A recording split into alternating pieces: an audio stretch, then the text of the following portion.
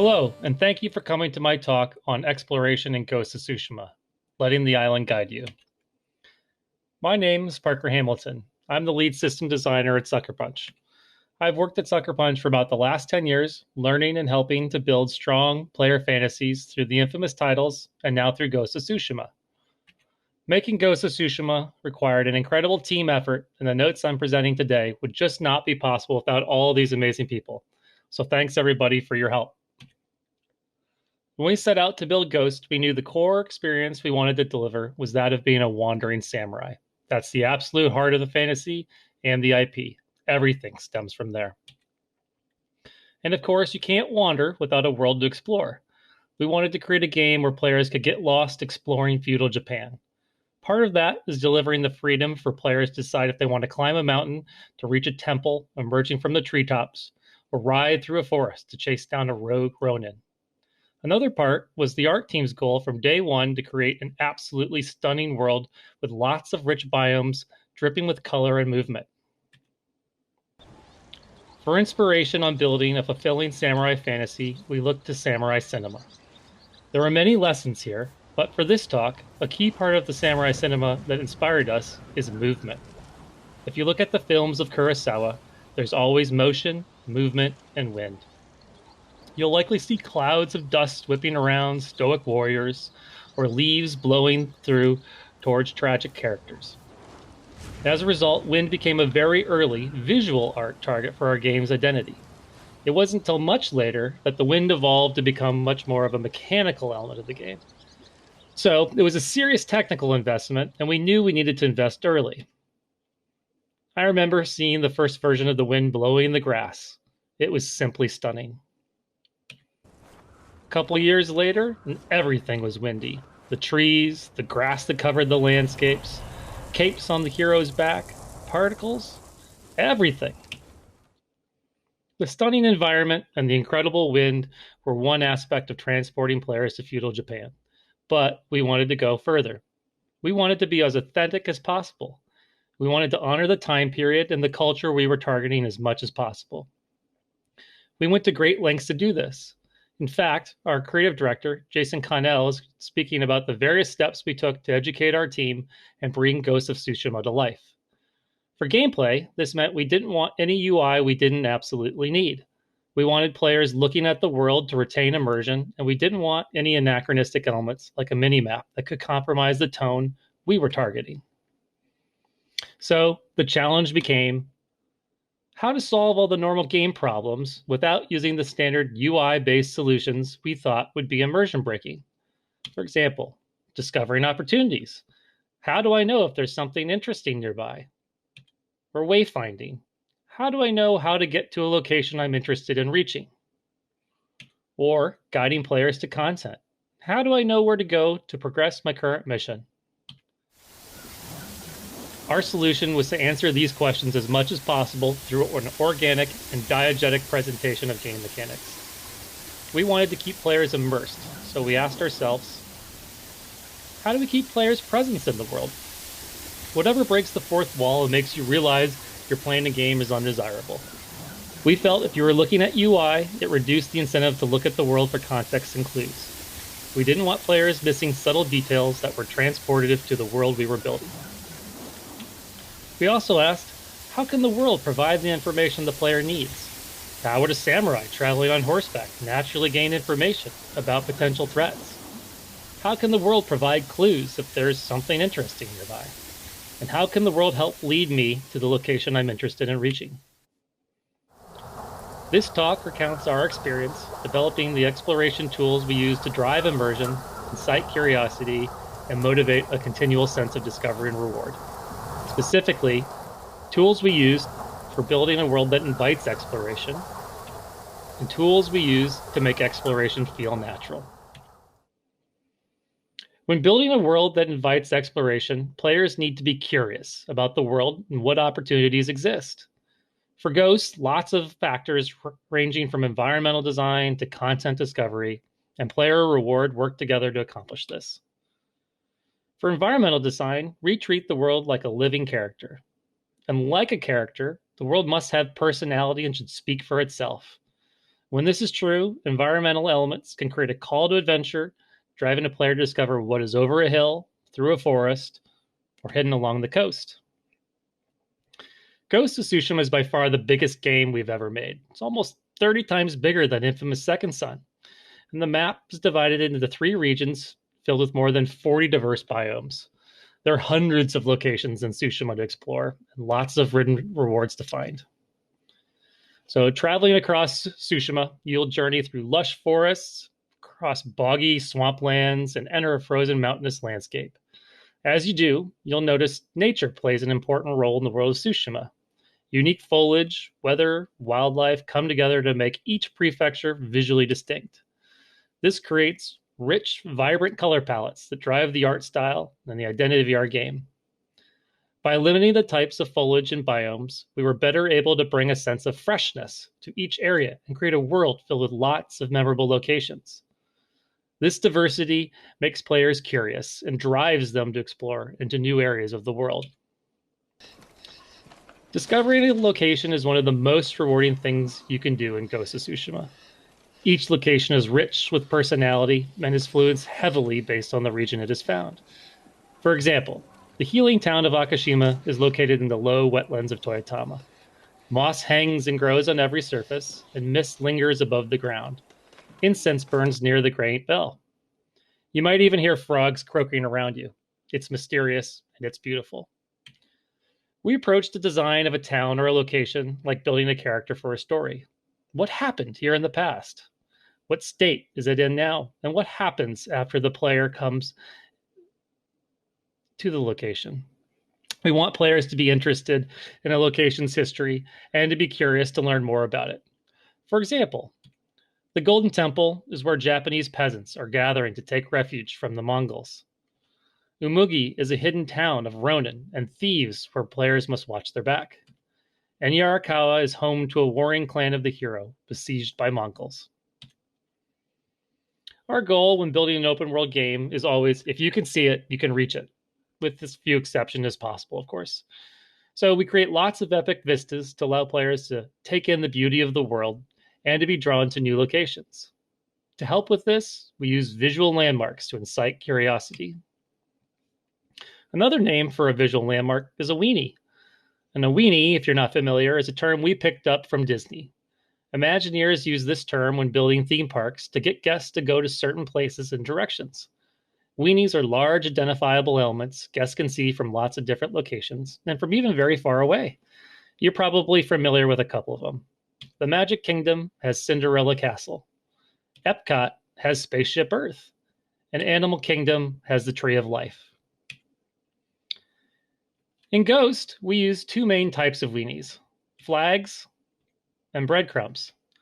Flags are tall visual elements that extend upward from the content they're meant to attract you to. For example, this black smoke signal could be a rogue building with its head peeking up over the forest. Could be a red maple tree with steam nearby. Or the motion and movement of this flock of birds hanging over a tatami mat might draw your attention. Breadcrumbs, like this torii gate, might lead you towards an actual location up above towards this Shinto shrine. And breadcrumbs are great because you can discover them even amidst a dense forest and be pulled with anticipation eagerly towards content in a new area.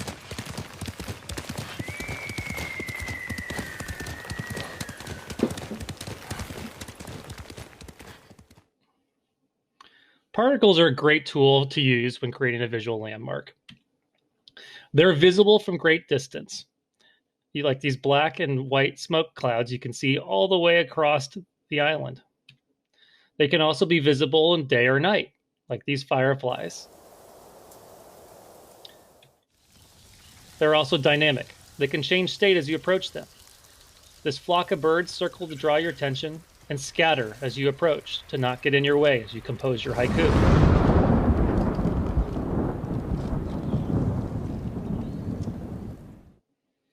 Particles are also stateful. They can be easily changed or disabled based on content completion. This way, the player knows whether they've engaged the content or not. Sound effects is obviously also another good method for drawing a player's attention. Ambience from a location, like diegetic music or chanting, is another good way to draw the player forward. In this example, the player knows that there's a roadblock nearby when they start to hear the sounds of Mongols chanting down below the cliff near the fire.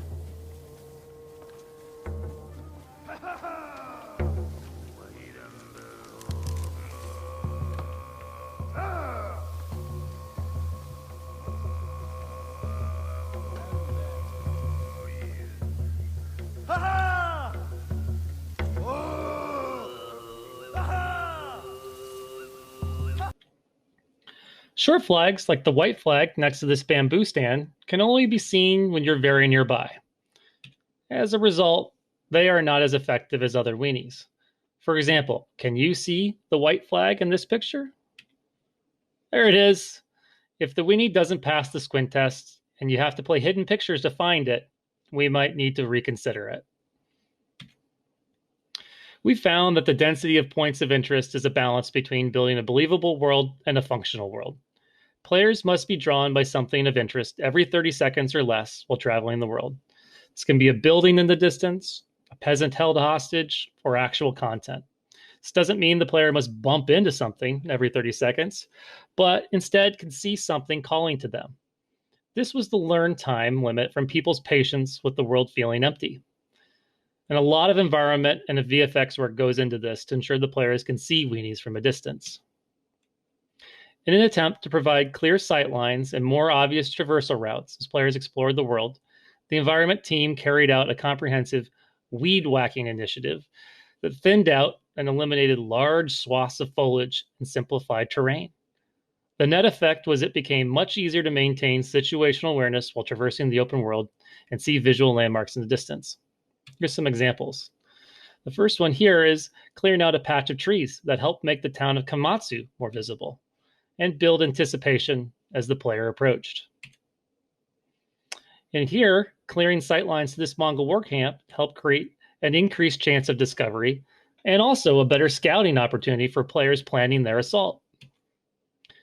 Here, the smokestack hidden behind the trees is barely visible. However, after clearing out the trees, both the burning house and the smokestack are much more visible. So riding down the road, you're more likely to notice the location and be compelled to investigate. Tall mountains that block the player's path can be frustrating if the player has to detour for too long to find a path around. If the path that allows the player to ascend quickly is hidden, the geography can be even more frustrating. Clearing out the view to let the player see the path from further out creates a micro-navigational goal for ascending the mountain. So, with a world prepared for exploration, it needs to be filled with stories and secrets to discover. While the hero's journey pulls them through the world, we want the world to be as rich with content opportunities as possible to support the fantasy of the wandering samurai. And a wandering samurai wanders, which means the player needs to encounter surprises often when exploring the world.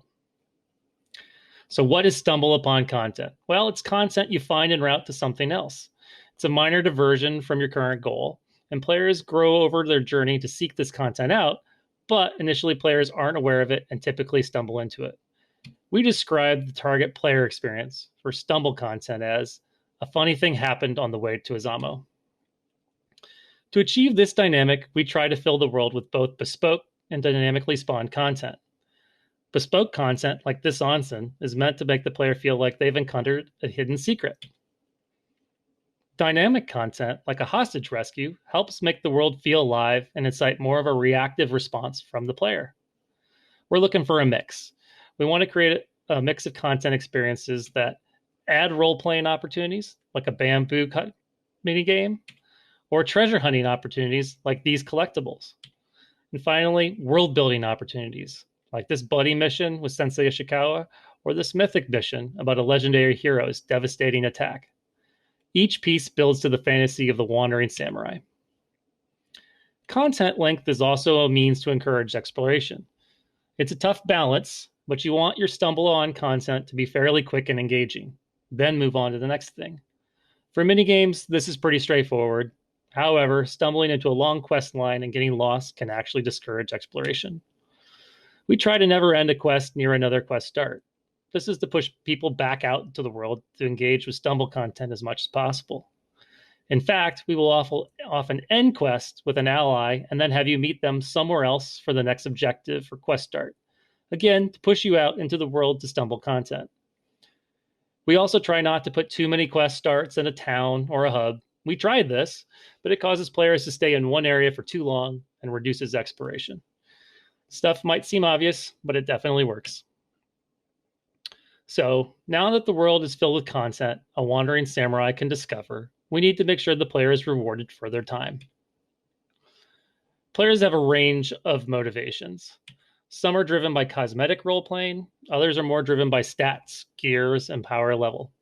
Rewards can always vary, but make sure to always reward player exploration. We had a rule. If there's a building or structure in the world, there must be some reward for visiting it. It could be a quest, loot chest, a vanity item, anything. Something has to be the point to visiting the building. Players are going to be drawn to them and go to them anyway. If players aren't rewarded, they're going to stop visiting and they're going to stop exploring and stop scavenging. So we employed a range of rewards to scratch the itch of as many player types as we could. Starting with content. Anything that builds directly to the fantasy we're creating or to the player's mental model of the world is just gold. This includes missions that offer story progression, character relationships, or world building. Revealing new content locations is also great. Information is a form of reward and can encourage players to explore a new area of the world they haven't visited yet. And world lore, this adds just more narrative and world building depth for the most archaeologist of player types. Gameplay advantage, super important. The world of Tsushima is lethal. You need to invest in player growth to scale and match the difficulty of the island. This includes simple things like hero stat boosts to bumps in health, resolve, or stance progress, crafting resources to upgrade weapons or purchase cosmetics, or new gear items like armor that can provide gameplay perks and highlight a particular combat style. It's worth noting, crafting resources are an awesome way to motivate scavenging and exploring at a micro level. Crafting resources in Ghosts exist in common, uncommon, and rare forms. Common items are easily found riding your horse or exploring buildings throughout the world. And uncommon or rare items are rewards that can only be found at certain locations or for completing certain types of content. And player customization is important for both role-playing and mechanical gameplay preferences. Ghost offers a wealth of cosmetic options to customize Jin's look and an array of charms that offer unique gameplay perks. Players can make the Ghost experience their own by personalizing Jin's appearance and their combat build. Finally, reward players for their exploration with fast travel. This will keep them excited to explore more and not fatigued by retraveling areas they have explored already.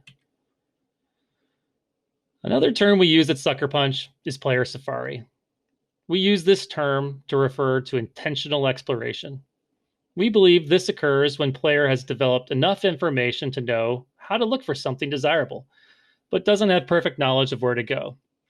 So the canonical example is finding an apple in an orchard.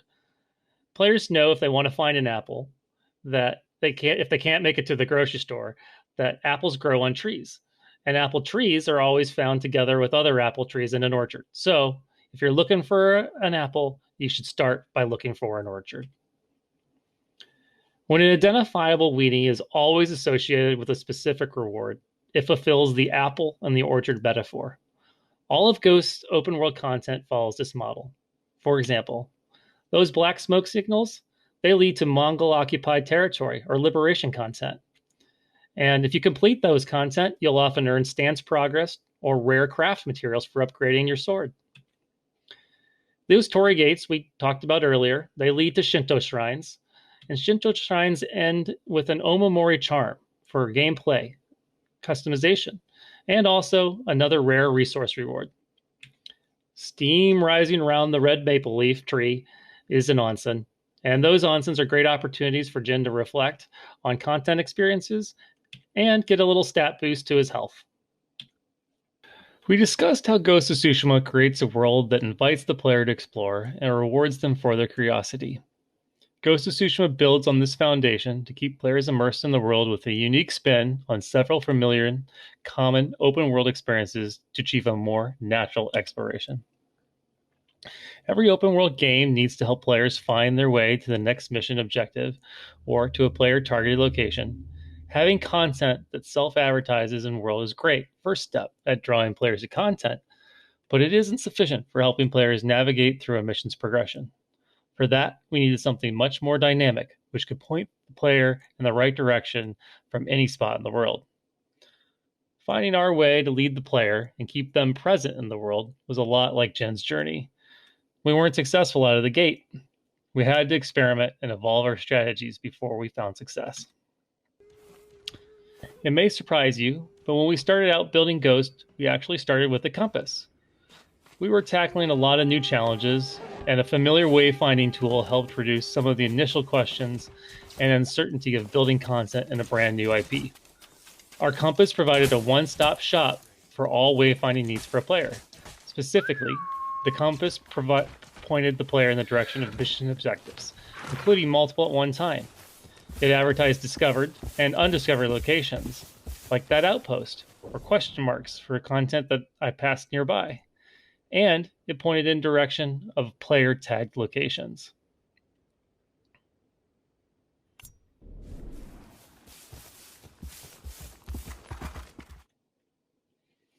The compass succeeded in helping players navigate the island, and so we initially piled on and added more UI to communicate other information to the player. As seen in this video, we tried using the compass to communicate AI encounter state. Yellow meant the Mongols had detected a threat, and red meant you were detected.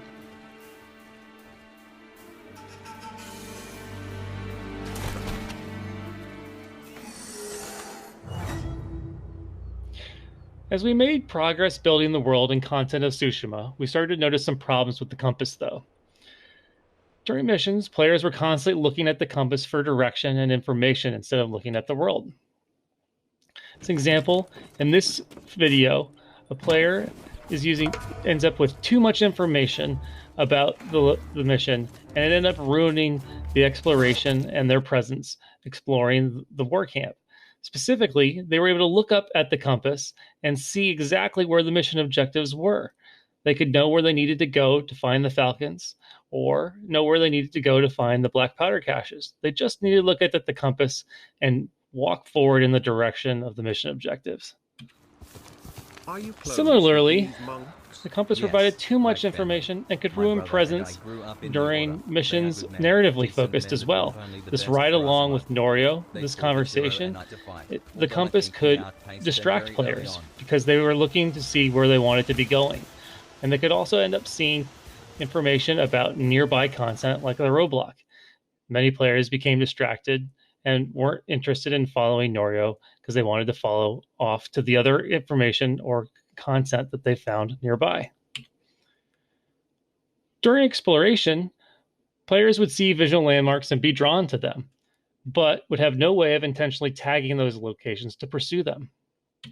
Worse, those locations would become completely lost when descending from a vista and navigating through a forest. So, we implemented a Breath of the Wild-like navigation system. In addition to being a response to helping players keep track of distant landmarks, it also was meant to give players more intentionality in exploration. Players could enter orienteering mode by pressing the touchpad. They could then aim their camera around the world and drop a pin they could later reference via the compass. Orienteering mode also allowed players to discover and log new destinations. Aiming at a landmark in the distance will allow the player to log that location as a place to explore now or archive for later. This was meant to encourage players to reach vistas and survey the world. It was also an insurance policy against losing track of a location once the player descended into the thick forest or dropped down the other side of a mountain. Orienteering mode also offered a really fast way to fast travel to a previously visited location. If the player had already visited Kenji's watchtower, all they needed to do was aim their camera at the watchtower and press triangle, and they could quickly travel to that location. Orienteering represented our first step towards providing the player with tools to find their way around the world and discover content in a more intentional and immersive manner. Unfortunately, players still relied heavily on the compass to navigate the world and didn't engage with orienteering as much as we'd hoped. In order to further lean into a sense of exploration and discovery, we tried another orienteering mode to completely remove the persistent compass and required players to look at the world.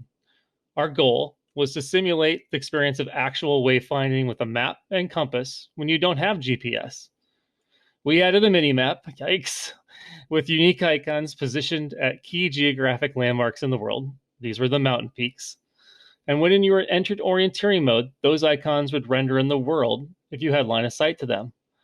A compass was added to the map to imply what direction the player was looking, but there was no indication on the map that showed the player where they were. Players had to triangulate their location using the mini-map with the world icons in the world for where they were and where they wanted to go. Here's an example of a player looking around using the mini-map and some icons in the world to try and figure out where they are.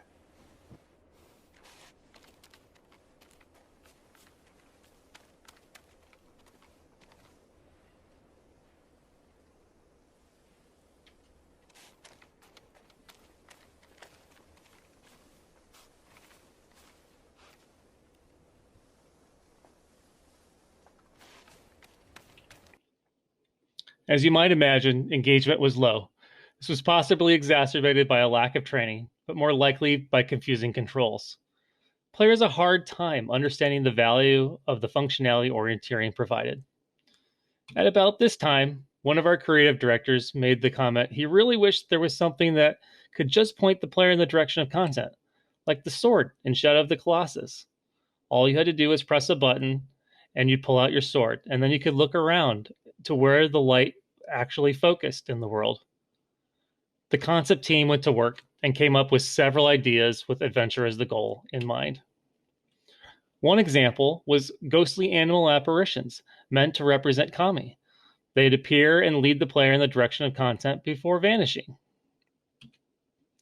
Another was god rays that could point through the forest and point out content opportunities. And then there was the suggestion for the wind, which we had made such a significant part of our visual identity.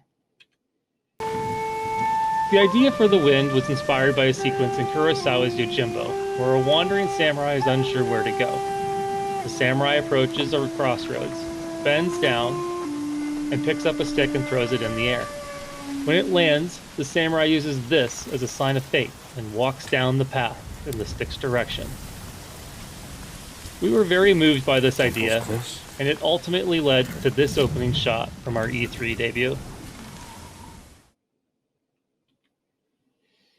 Our initial tests came after our E3 debut and used a debug menu to set the wind to blow towards the closest location of your choosing. It could be an onsen, it could be a mission start, a roadblock, a collectible, anything. When the target was set, wind gusts would blow particles in the direction of the target, and the foliage and grass in the world would bend and bow in the direction the wind was blowing. It looked like this.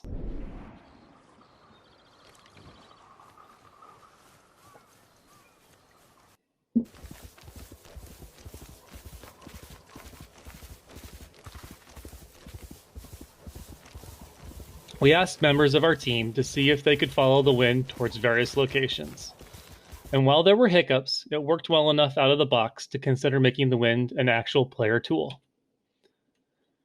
The initial wind test, coupled with the warm reception at E3 to our reduced HUD, led us to set a new goal for exploration: reduce reliance on UI, and double down on our hope of encouraging exploration through looking at the world.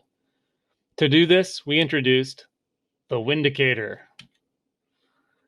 So what is the Windicator? Well, besides being our internal development name for the guiding wind, it was a full-blown compass replacement. At this point, we completely sunset our compass and never returned. To replace the compass, the wind blows in the direction of the player's current tracked target. The tracked target could be a mission or a tagged location like a player pin or a previously visited destination. The question our team wanted to know was, how do I set the wind's target? The answer was there are two ways, and they could use existing interfaces the player interact with it already all the time.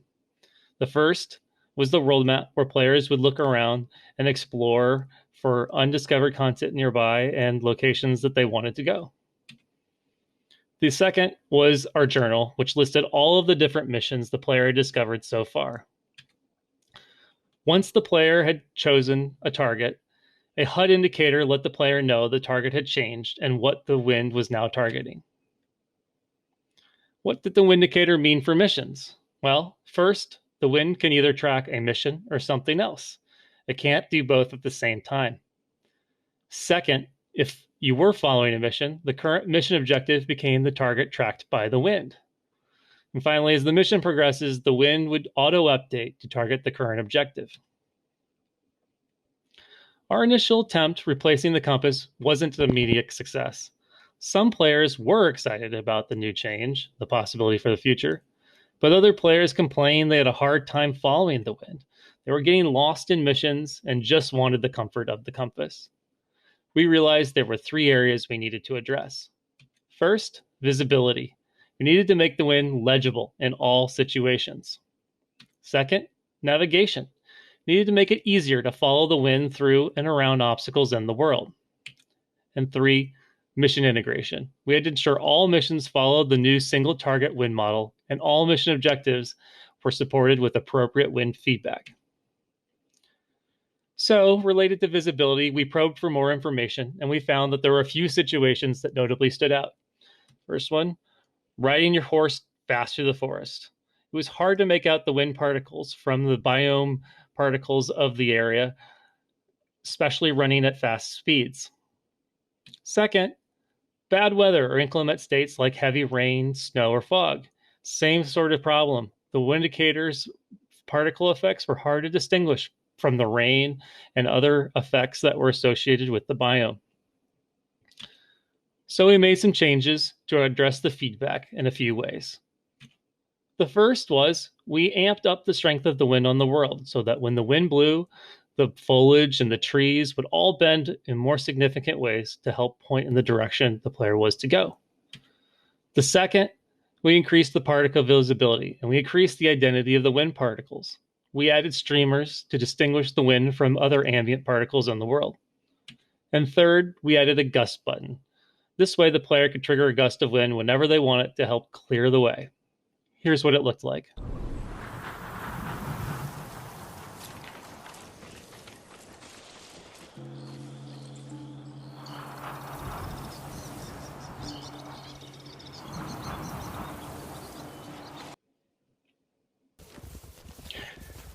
The wind generally wants the player to travel in a straight line towards their target. And while it's fun to do a little navigation around an obstacle, it's frustrating when you can't follow the wind in the direction it's blowing. It could be a river you can't cross with your horse, or a mountain you can't climb. But if the player hits a cliff or a wall and has to go more than 10 seconds in either direction to find a point to ascend or cross, the world begins to feel very closed off. So, what did we do? Well, at first, the particles needed to become terrain aware. They needed to be funneled through paths and up and over cliffs to give players a better sense of micro-navigation that player needed to do and make. So we also needed to add climbing paths in the open world.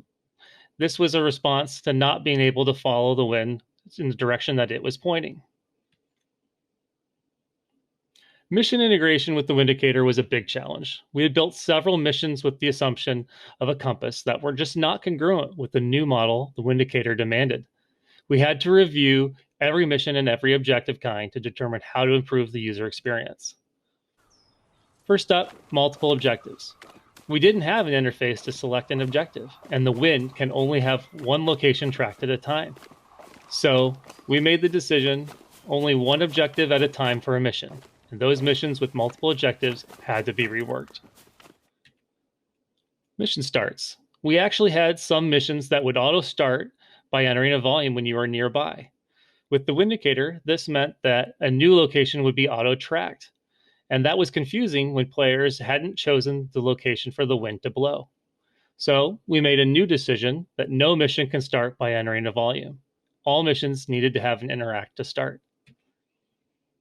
Lots of our missions had objectives for talking to an NPC. And as part of tracking this location, the wind would continue to blow at the NPC until you interacted with him or her. This started to feel very disruptive and unnecessary. So we made a decision that the wind needed to deactivate when you were close to the NPC and reactivate when walking away.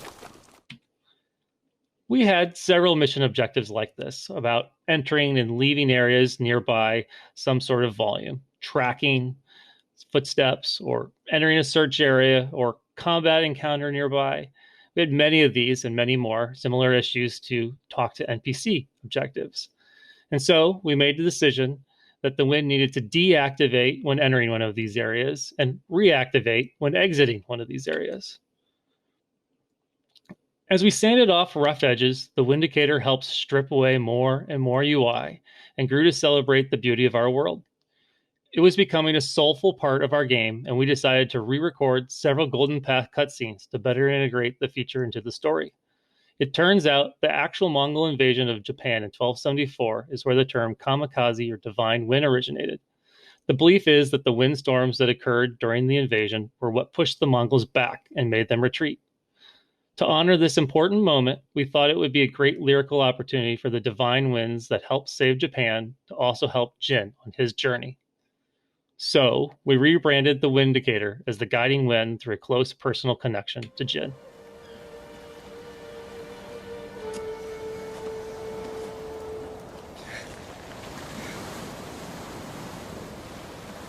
Father, how do I save him?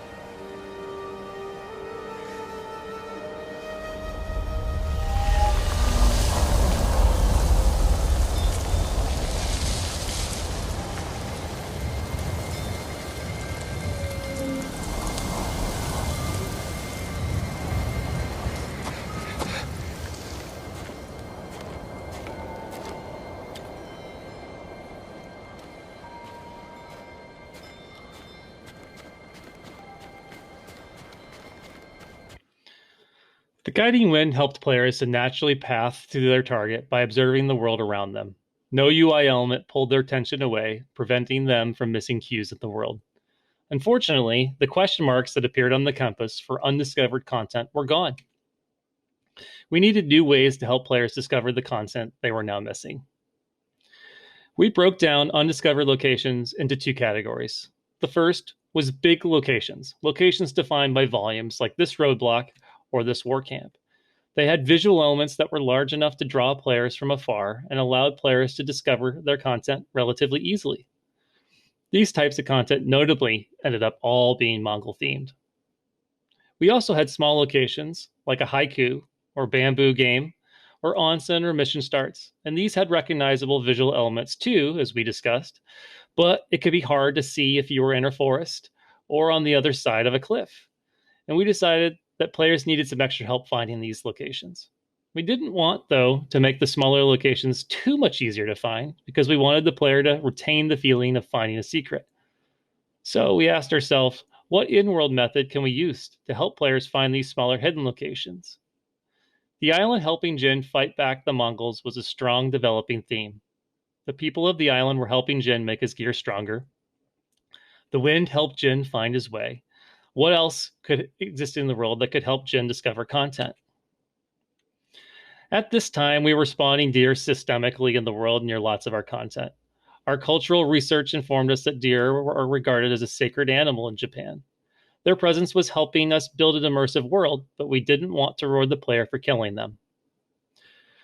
Following NPCs was something we were doing all across the game with Jin's allies and missions.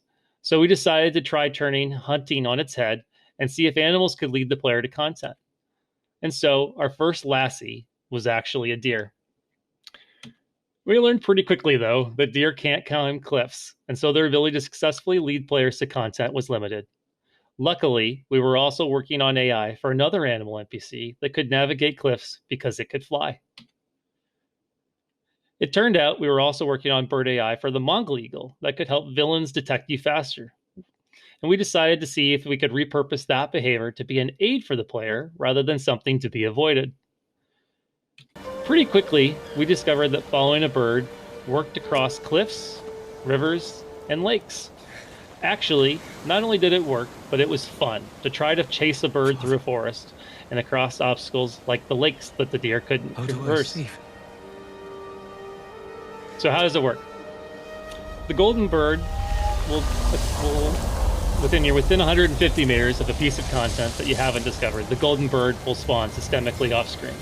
The bird calls out to grab your player's attention and then flies off screen and tries to continue on towards its location. This turns a piece of content that could otherwise be a needle in a haystack, for example, being blocked by the blanket of a forest, and makes the content radiate out like a magnet pulling you toward it. This is a map of Tsushima and all of the content that the guide bird will actually lead you to. You can see how the dots actually represent the diameter in which the bird will draw your attention and bring you closer towards content. It really helped us make a lot of our content much, much more discoverable. The guide bird was a success because it was a slot machine. It could lead you to missions, it could lead you to mini content, and it could lead you to cosmetics. You never knew what you were going to find, but you could be sure it would not lead you to a death trap. And because it was systemic, the guide bird could pretty much be added anywhere. There were pitfalls, though. Unfortunately, there were several when building the guide bird. Content needed to be marked up with metadata that indicated where the bird would lead you. Some content was initially missed, and this required an extensive audit working with the content and QA team to ensure everything was covered. We also had to make it so the bird didn't show up during missions and cutscenes. It was distracting to have the bird appear during a walk and talk with Norio or Masako. It was negatively impacting the player's focus on the mission. We added reject volumes to these missions. These became so pervasive that the bird never appeared. And this required another audit to make sure that these were scoped and correctly the right size. Another guide animal we used to help players find hidden secrets was a fox. This animal started out just as an ambient NPC, but based on the learnings from the golden bird, we decided to invest further in the theme of animals helping the player. When you find a fox, you follow it via a short chase to an Inari shrine. Unlike the golden bird, all fox follows are bespoke and authored to lead the player to a hidden location. This is part of why they are always found at specific starting points. The goal is to give the player the feeling of finding a hidden secret. Fox follows are optional, though, as the player can find the Inari shrine without following the fox. This is perfectly acceptable because in the end, we are most interested in the player getting the endorphin hit for finding a secret.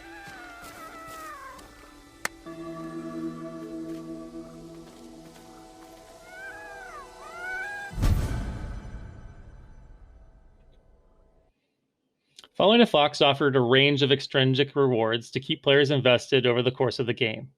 Praying at the shrine unlocks new charm slots for Jin. You'll get your first for free, but afterwards, the cadence for unlocking additional charms requires an increasing number of shrines honored. After all 4 slots are unlocked, Fox Fellows continue to reward new charms that increase in power the more shrines you honored. And of course, following a fox also had a chance, ending in the much beloved moment of getting to pet the fox and take your picture.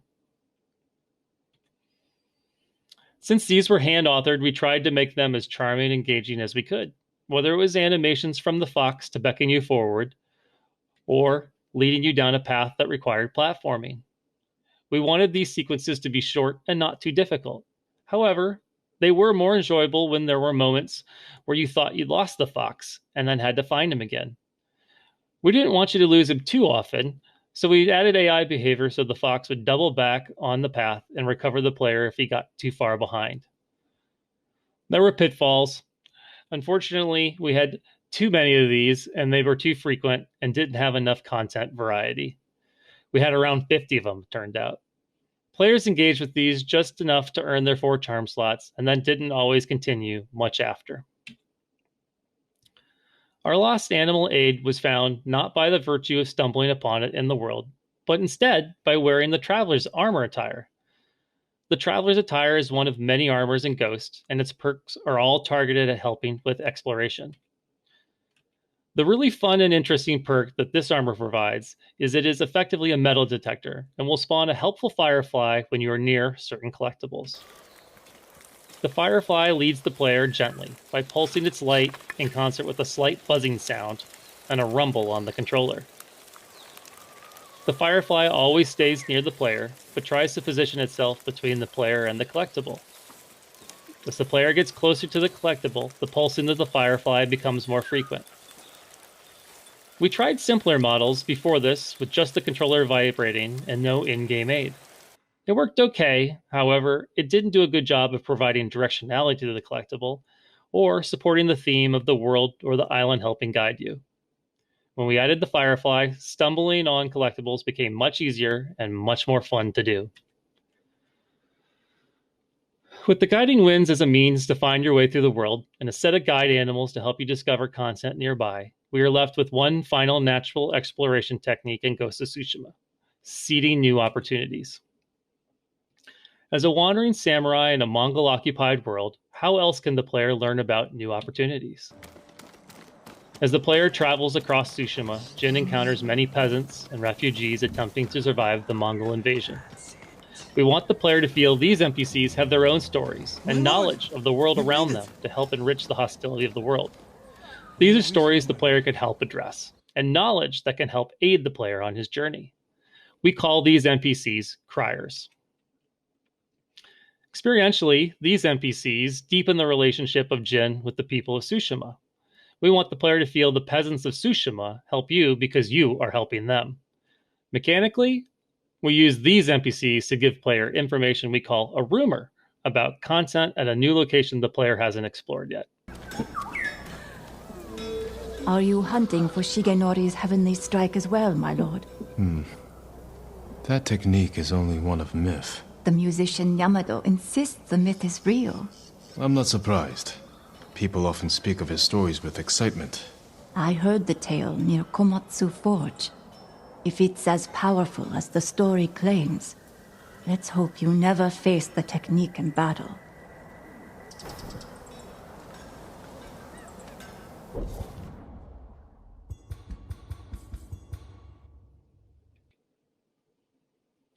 These NPCs are found across Tsushima dynamically when traveling in the open world at small points of interest like this house, or at hostage and counter rescue situations. Ambiently, they're found when visiting a hub like a town or a refugee camp or a liberated Mongol location. Each NPC provides information related to the context that they are encountered. Specifically, for example, a hostage rescued on the side of the road will provide info about a Mongol-occupied location nearby. A refugee or a traveler will provide access to the anthology of stories all across Tsushima. In addition to rumoring a specific content location, criers also provide helpful hints for content opportunities and visual cues to look for. A monk or a priestess will help the player find information about Shinto shrines or Inari shrines. And similarly, the traveler will tell players information to look out for that will lead them to bamboo, haiku, or even tell you initially to follow the golden bird. Various factors ensure a player is neither constantly bombarded by criers or constantly running into the same NPC offering to tell you about his lost brother. Here's a look at a couple of the budgets we use to control this. Content distance. Generally, we don't want to rumor a content that is far away from the crier.